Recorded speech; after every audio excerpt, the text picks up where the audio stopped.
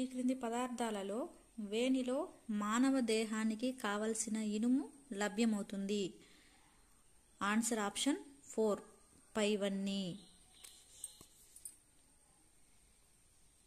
మాంసం, గుడ్లు, ఆకుకూరల్లో మనకు దేహానికి కావాల్సిన ఇనుము లభిస్తుంది. నెక్స్ట్ క్వశ్చన్, సోడియం సాధారణంగా ఈ క్రింది వానిలో దేనిలో లభ్యమవుతుంది? సోడియం అనేది పాలులో లభ్యమవుతుంది. నెక్స్ట్, దంతంపై ఎనామిల్ నిర్మాణంలో పనికి వచ్చే ఖనిజ లవణం క్రింది వానిలో ఏది?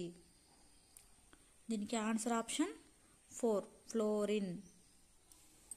నెక్స్ట్ క్వశ్చన్, అయోడిన్ ఈ క్రింది వానిలో దేని నుంచి లభ్యమవుతుంది? అయోడిన్ అనేది దేని నుంచి లభ్యమవుతుంది? దీనికి ఆన్సర్ 1 సముద్ర ఉత్పత్తులు. అంటే ఉప్పు నుంచి కదా అయోడిన్ ఎక్కువగా వస్తుంది. నెక్స్ట్, ఉప్పు సముద్ర ఉత్పత్తుల నుంచి తయారవుతుంది.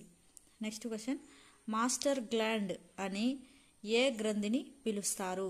మాస్టర్ గ్లాండ్ అని ఏ గ్రంథిని పిలుస్తారు? పిట్యూటరీ గ్రంథి. పిట్యూటరీ గ్రంథి. నెక్స్ట్ క్వశ్చన్, రక్తం గ్రూపు O ఉన్నవారు ఏ రక్త గ్రూపు వారికి దానం చేయవచ్చు? దీనికి ఆన్సర్ ఆప్షన్ 2 అన్ని గ్రూపుల వారికి. O పాజిటివ్ కానీ ఉండేవాళ్ళు, O గ్రూప్ ఉన్నవాళ్ళు అన్ని గ్రూపులకి రక్తం అయితే దానం ఇవ్వచ్చు. అలాగే నెక్స్ట్ క్వశ్చన్ తీసుకుంటే, కణం యొక్క శక్తి కేంద్రం ఈ క్రింది వానిలో ఏది? కణం యొక్క శక్తి కేంద్రం మైటోకాండ్రియా.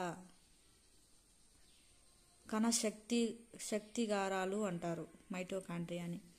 నెక్స్ట్ క్వశ్చన్, డిఎన్ఏలో లేనిది క్రింది వానిలో ఏది? డిఎన్ఏలో లేనిది క్రింది వానిలో ఏది అంటే యురాసిల్.